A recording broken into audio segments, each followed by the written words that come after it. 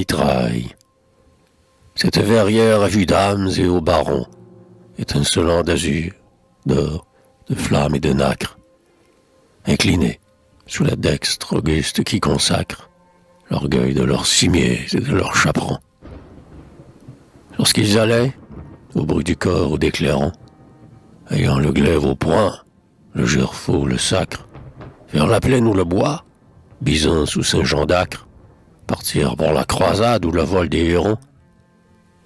Aujourd'hui, les seigneurs auprès des châtelaines, avec le livrier à leur longue poulaine, s'allongent aux carreaux de marbre blanc et noir.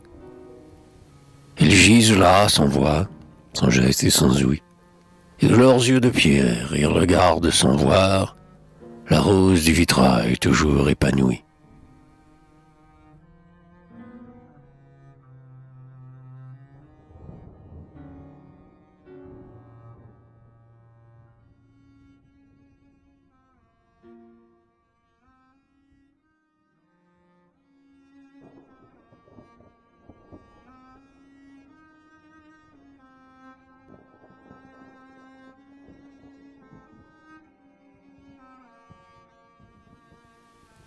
Épiphanie.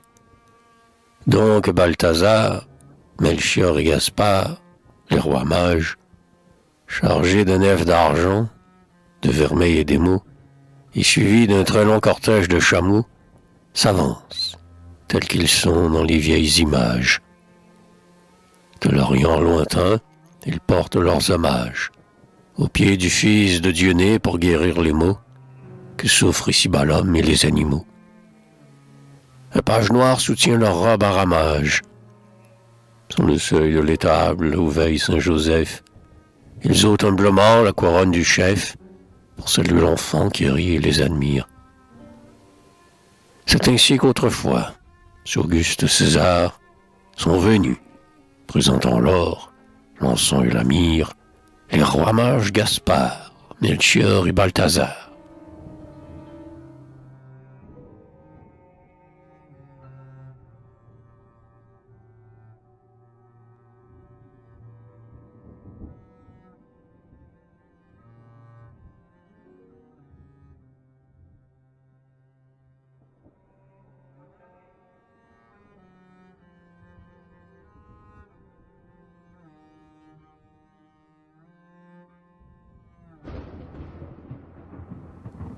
Le huchier de Nazareth. Le bon maître huchier, pour finir un dressoir, courbé sur l'établi depuis l'aurore à Anne, maniant tour à tour le rabot, le bédane et la râpe grinçante ou le dur polissoir. Aussi, non sans plaisir, a-t-il vu, vers le soir, s'allonger jusqu'au seuil l'ombre du grand platane, où Madame la Vierge et sa mère Sainte-Anne et Monseigneur Jésus près de lui vont s'asseoir. L'air est brûlant et pas une feuille ne bouge. Et Saint-Joseph, très là, a laissé choir la gouge, en s'essuyant le front au coin du tablier. Mais l'apprenti divin qu'une gloire enveloppe fait toujours, dans le fond obscur de l'atelier, voler des copeaux d'or au fil de sa varlope.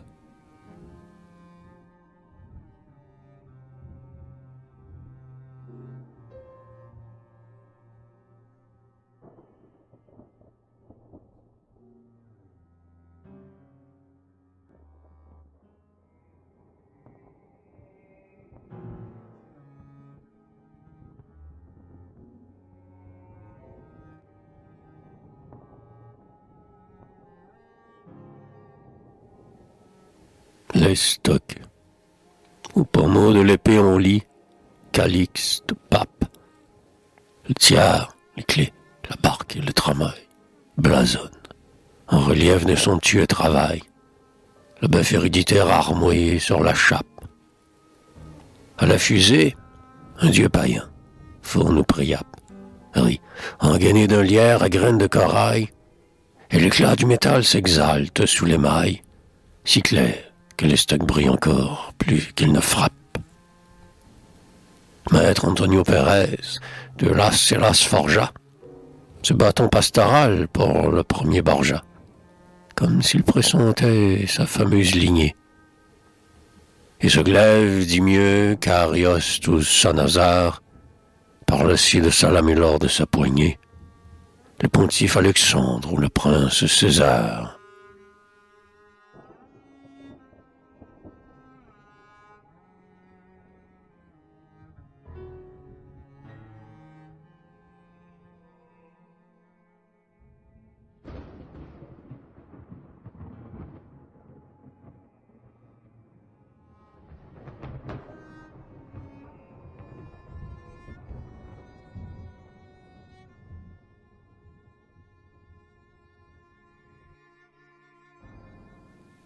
Médaille.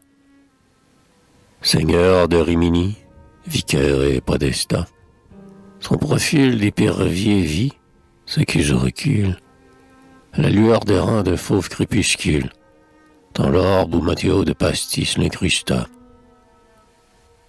Or, tous les tyrans qu'un peuple détesta, nul, comte, marquis, duc, prince ou principicule, qu'il est non insolent quand Gallia circule, ne fut maître si fier que le mal attesta. Celui-ci, le meilleur, c'est Sigismond de Fandolf, mit à sang la Romagne, la Marche et le Golfe, bâtit un temple, fit l'amour et le chanta. Et leurs femmes aussi sont rudes et sévères, car sur le même bronze où sourit Isotta, l'éléphant triomphal foule des primes verts.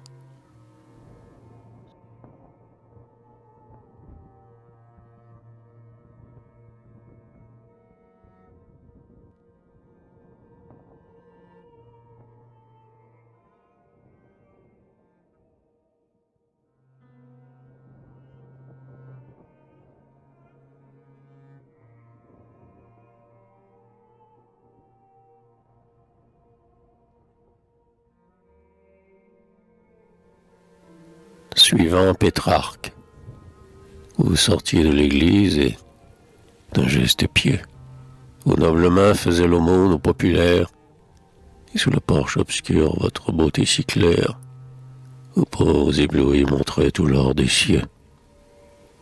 Et je vous saluais d'un salut gracieux, très humble, comme il sied à qui ne veut déplaire, quand, tirant votre mante et d'un air de colère, vous détournant de moi, vous couvrîtes vos yeux. Mais amour qui commande au cœur le plus rebelle, ne voulut pas souffrir que, moins tendre que belle, la source de pitié me refusa merci. Et vous fûtes si lente à ramener le voile, que vos cils ombrageux palpitèrent ainsi, qu'un noir feuillage où filtre un long rayon d'étoiles.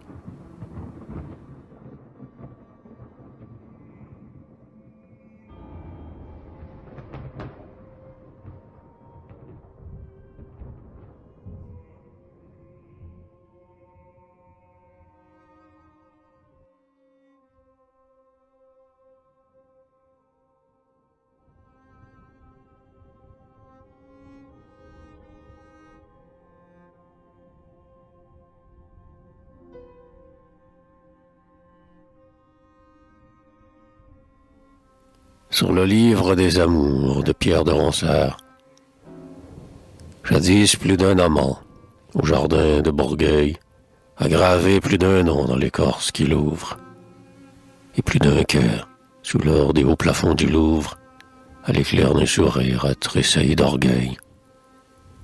Qu'importe, rien n'a dit leur ivresse ou leur deuil, ils gisent tout entiers entre quatre haies de rouvre, et nul n'a disputé, sous l'herbe qui les couvre, leur inerte poussière à l'oubli du cercueil.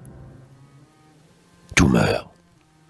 Marie, Hélène et toi, fière Cassandre, vos beaux corps ne seraient qu'un insensible cendre, les roses et les lys n'ont pas de lendemain. Sur Ronsard, sur la Seine, sur la blonde Loire, du tressé pour vos fronts, d'une immortelle main, aux myrtes de l'amour, le laurier de la gloire.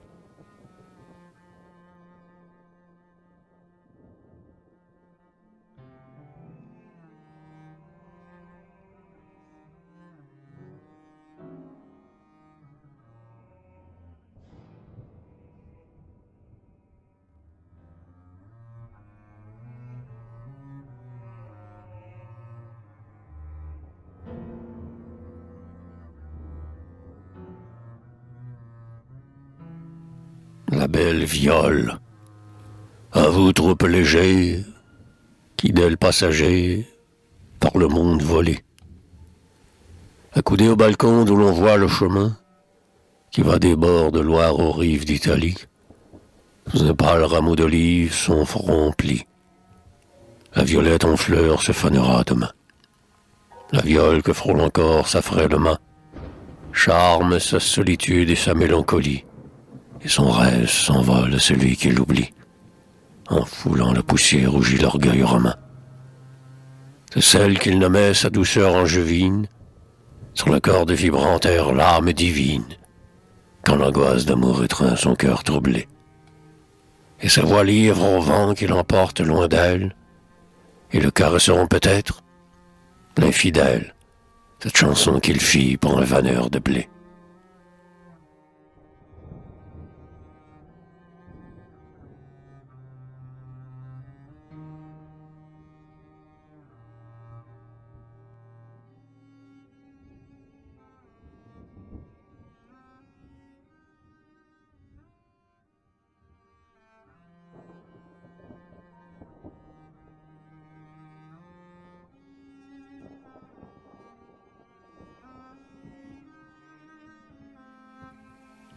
Épitaphe. Ô passant, c'est ici que repose Hyacinthe, qui fut de son vivant seigneur de Maugiron. Il est mort, Dieu l'absolve et l'air en son giron. Tombé sur le terrain, il gît en terre sainte. Nul, ni même Kélis, n'a mieux de perles saintes, porter la toque à plumes, la fraise à godron. Aussi vois-tu, sculpté par un nouveau miron, dans ce marbre funèbre le morceau de Jacinthe. Après l'avoir baisé, fait tondre, et de sa main, mise au linceul, Henri voulut qu'à Saint-Germain fût porté ce beau corps. Hélas, inerte et blême, et jaloux qu'un tel deuil dure éternellement, il lui fit en l'église ériger cet emblème, des regrets d'Apollo triste et doux monument.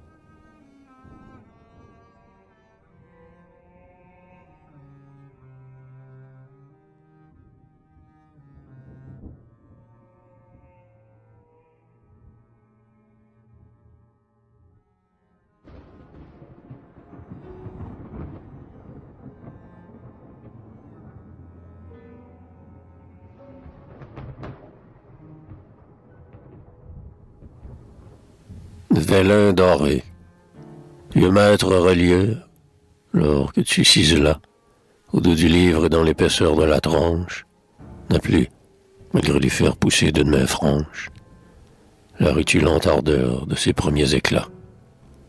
Les chiffres enlacés que liait l'entrelac s'effacent chaque jour de la peau fine et blanche, à peine si mes yeux peuvent suivre la branche de lierre que tu fis serpenter sur les plats.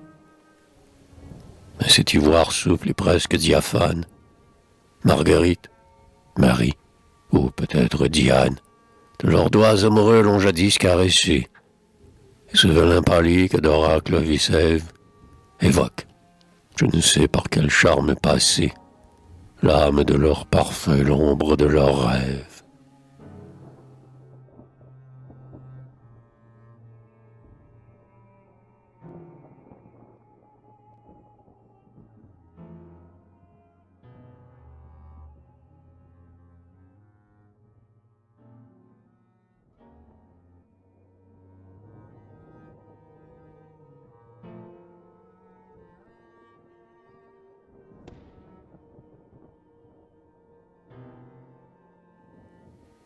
La Dogarès. Le palais de marbre où, le long des portiques, conversent des seigneurs que peignit Titien, et les colliers massifs au poids du marque ancien rehaussent la splendeur des rouges dalmatiques. Ils regardent au fond des lagunes antiques, de leurs yeux reluit l'orgueil patricien, sous le pavillon clair du ciel vénitien, étincelait l'azur des mers adriatiques. Et tandis que le sein brillant des cavaliers traîne la pourpre et l'or par les blancs escaliers, joyeusement baignés d'une lumière bleue, indolente et superbe, une dame, à l'écart, se tournant à demi dans un flot de brocart, sourit au négrillon qui lui porte la queue.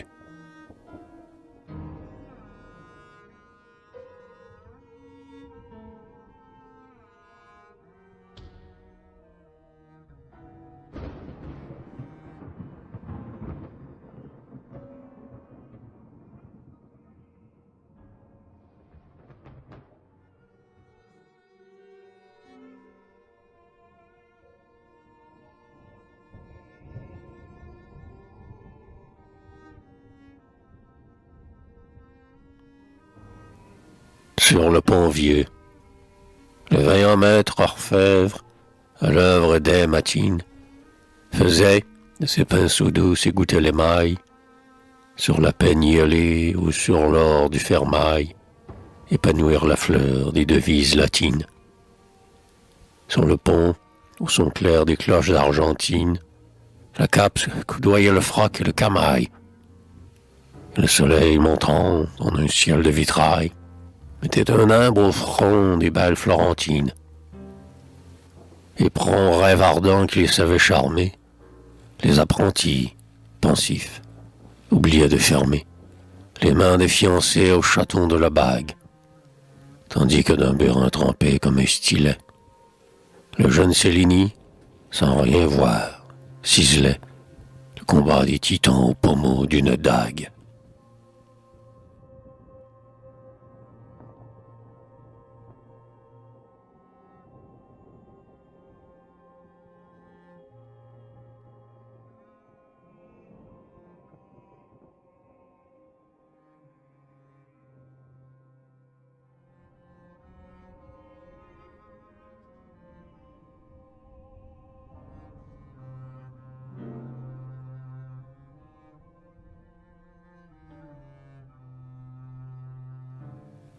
Le vieil orfèvre, mieux qu'aucun maître inscrit au livre de maîtrise, qui les noms Orise, Orphée, Ximénise, de Cyril, j'ai sorti le rubis, la perle et le béryl, tordu l'anse d'un vase et martelé sa frise.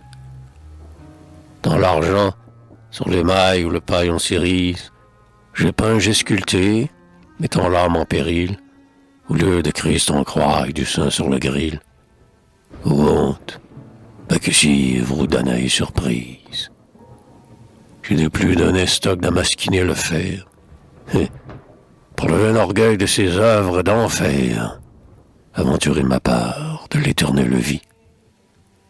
Aussi, voyant mon âge incliné vers le soir, je veux, ainsi que fit vif la Joan de Ségovie, mourir en ciselant dans l'or un ostensoir.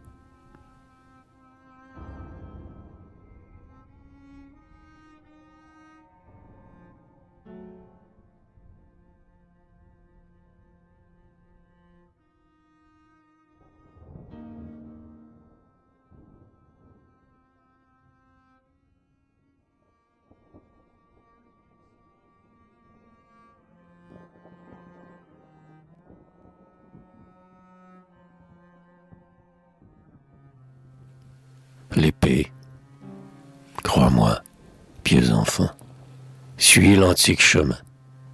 L'épée au quillon droit d'où part la branche torse, au point de gentilhomme ardent et plein de force, est un fait plus léger qu'un rituel romain.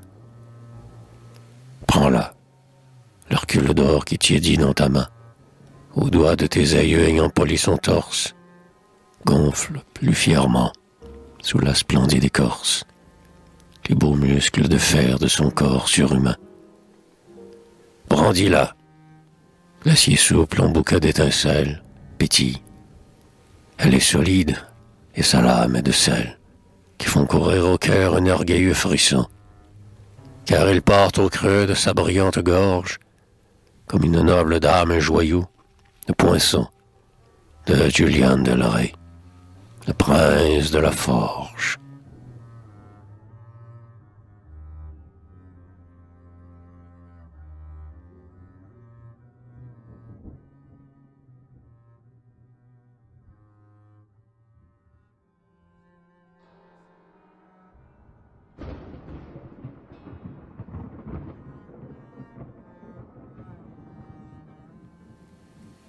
Claudius Popelin.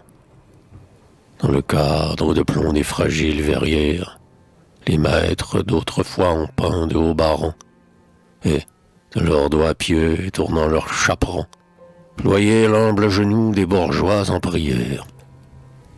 D'autres, sur le velin jauni des bréviaires, enluminaient à dessein parmi de beaux fleurons, ou laissèrent utiler, entre souples éperons, les arabesques d'or au ventre des aiguières. Aujourd'hui Claudius, leur fils et leur rival, faisant revivre en lui ses ouvriers sublimes, a fixé son génie au solide métal.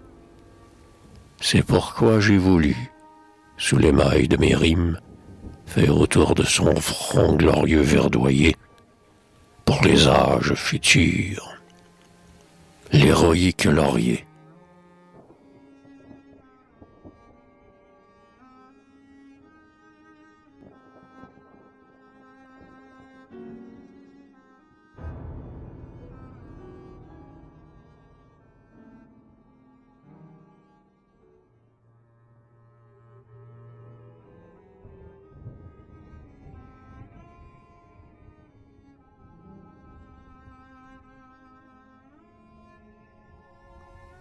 Émail.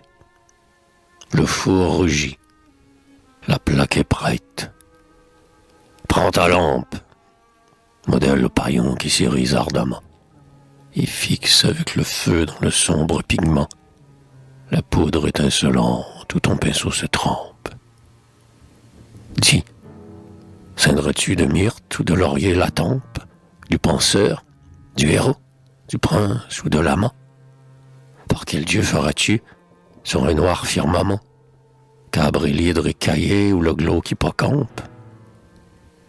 Non, plutôt, en un orbe éclatant de saphir, inscrit un fier profil des guerrières de Phire. Talestris, bradamante, ô doux pente et scellé, et pour que sa beauté soit plus terrible encore, casque ses blonds cheveux de quelque bête ailée, et fait tomber son sein sous la gorgone d'or.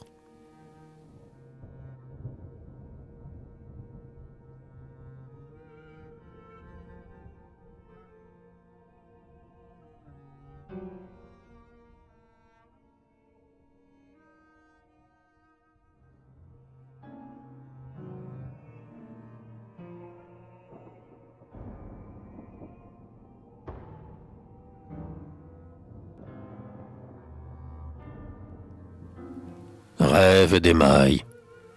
Ce soir, au réduit sombre où pleure l'éthanor, le grand feu prisonnier de la brique rougie exalte son ardeur et souffle sa magie au cuivre que l'émail fait plus riche que l'or. Et sous mes pinceaux naît, vit, court et prend l'essor, le peuple monstrueux de la mythologie, les centaures, Pan, Sphinx, la chimère, l'orgie, et du sang de Gorgo, Pégase et Chrysaor. Peindrais-je Achille en pleurs près de Penthessilée, Orphée ouvrant les bras vers l'épouse exilée, sur la porte infernale aux infrangibles gonds? Hercule terrassant le dogue de l'Averne, ou la Vierge qui tord au seuil de la caverne, son corps épouvanté que flairent les dragons.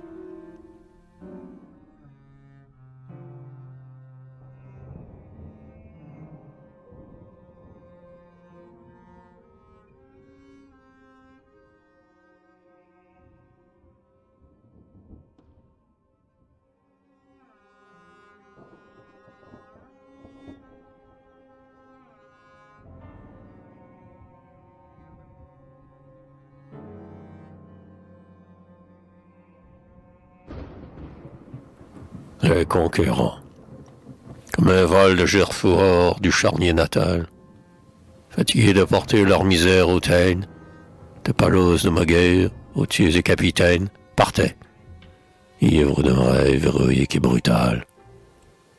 Ils allaient conquérir le fabuleux métal, que Cipango mûrit dans ses mines lointaines, et les vents alizés inclinaient leurs antennes au bord mystérieux du monde occidental. Chaque soir, espérant des lendemains épiques. L'azur phosphorescent de la mer des tropiques enchantait leur sommeil d'un mirage doré. Ou penchés à l'avant des blanches caravelles, ils regardaient monter en un ciel ignoré, du fond de l'océan des étoiles nouvelles.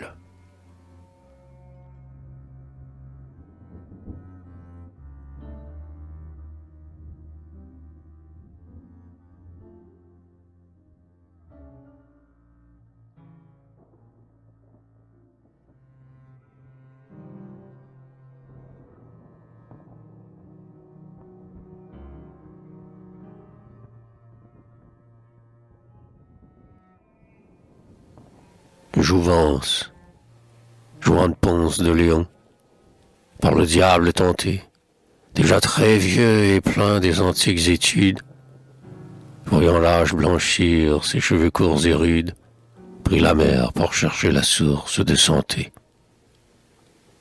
Sur sa belle armada, d'un vin songeanté, 3 ans il explora les glauques solitudes, lorsqu'enfin, déchirant le brouillard des Bermudes, la Floride apparut sous un ciel enchanté.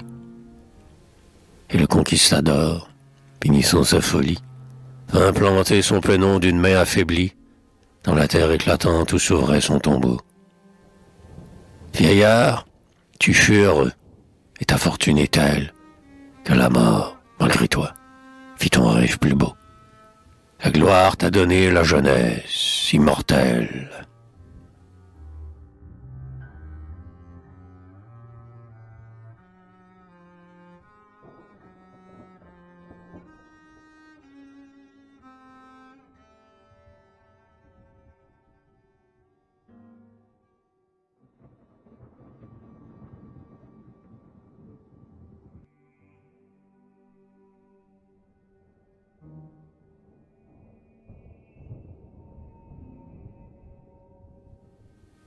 Le tombeau du conquérant. À l'ombre de la voûte en fleurs des catalpas et des tulipiers noirs qu'étoile un blanc pétale, il ne repose point dans la terre fatale. La Floride conquise a manqué sous ses pas. Un vil tombeau messier a de pareils trépas. Linceul du conquérant de l'Inde occidentale, tout le méchassébé par-dessus lui s'étale. Le peau rouge et l'ours gris ne le troubleront pas. Il dort au lit profond creusé par les eaux vierges. Qu'importe un monument funéraire, des cierges, le psaume et la chapelle ardente et l'ex-voto. Puisque le vent du nord, parmi les cyprières, pleure et chante à jamais d'éternelles prières sur le grand fleuve où gît Hernando de Soto.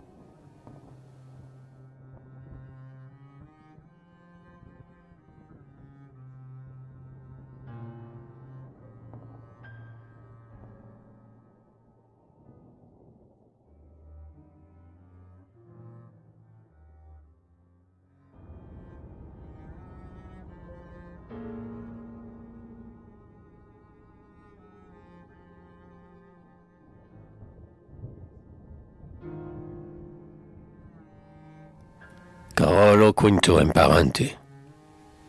Celui-là peut compter parmi les grands défunts. Sur son bras a guidé la première carène, à travers l'archipel des jardins de la reine, où la brise éternelle est faite de parfums.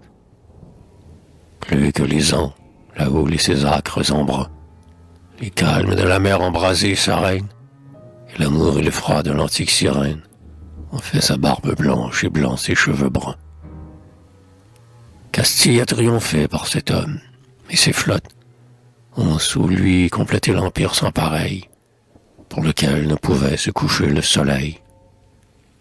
C'est Bartholomé Ruiz, prince des vieux pilotes, qui, sur l'écu royal qu'elle enrichit encore, porte une ancre de sable à lagumène d'or.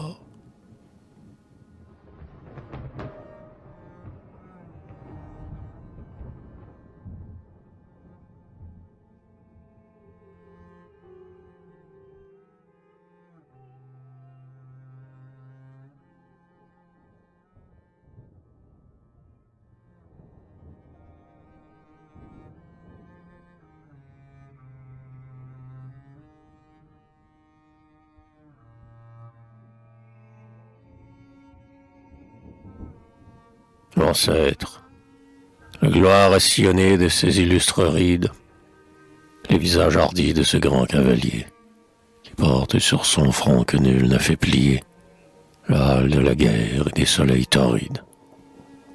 En tout lieu, côte ferme, île, sierras arides, il a planté la croix, et, depuis l'escalier, des Andes, promené son penon familier jusqu'au golfe orageux qui blanchit les Florides. Pour ses derniers neveux, Claudius, tes pinceaux, sous l'armure de bronze au splendide rinceau, font revivre l'aïeul fier et mélancolique, et ses yeux assombris semblent chercher encore, dans le ciel de l'émail ardente et métallique, les éblouissements de la Castille d'or.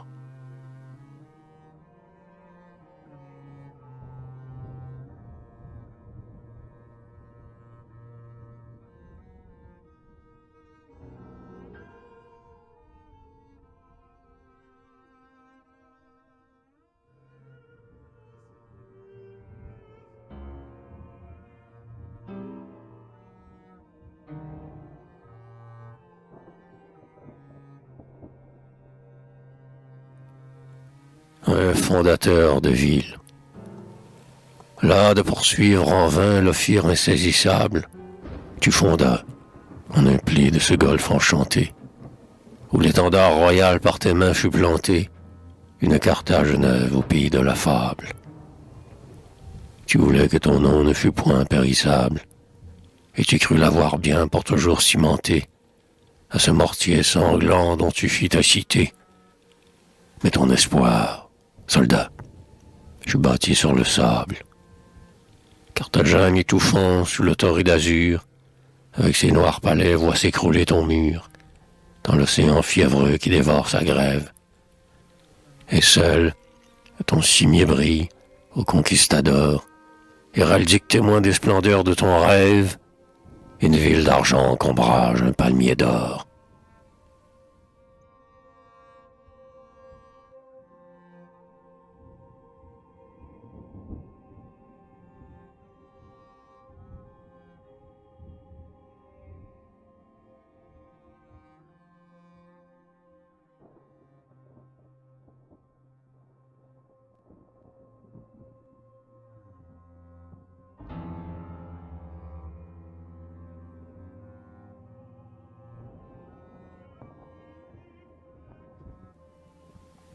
Ou même qu'ils aient vaincu l'Inca, l'Aztèque, les Yaquis, les Andes, la forêt, les pampas ou le fleuve. Les autres n'ont laissé pour vestige et pour preuve qu'un nom, un titre vain de comte ou de marquis. Toi, tu fondas, orgueil du sang dont je naquis, dans la mer Caraïbe une Carthage neuve, et du Magdalena jusqu'à Darien, Cabreuve, Latrato, le sol rouge à la croix fut conquis. Assis sur ton île où l'océan déferle, malgré les siècles, l'homme et la foudre et les vents, ta cité dresse au ciel ses forts et ses couvents. Aussi tes derniers fils, sans trèfle, hache ni perle, timbrent-ils leur écu d'un palmier ombrageant, de son panache d'or une ville d'argent.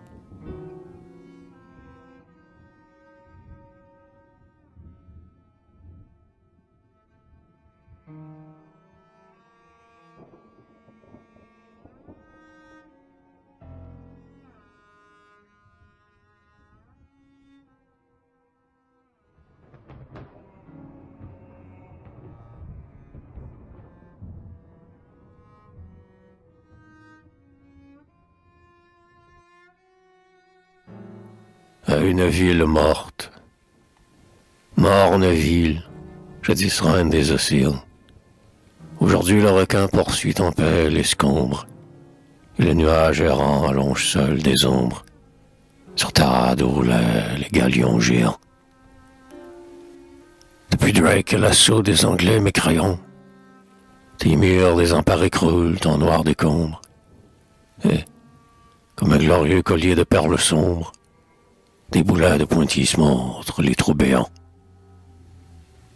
Entre le ciel qui brûle et la mer qui moutonne, au somnolent soleil de midi monotone, tu songes aux guerrières, aux vieux conquistadors, et dans l'énervement des nuits chaudes et calmes, versant ta gloire éteinte, ô cité, tu t'endors, sous les palmiers, au long frémissement des palmes,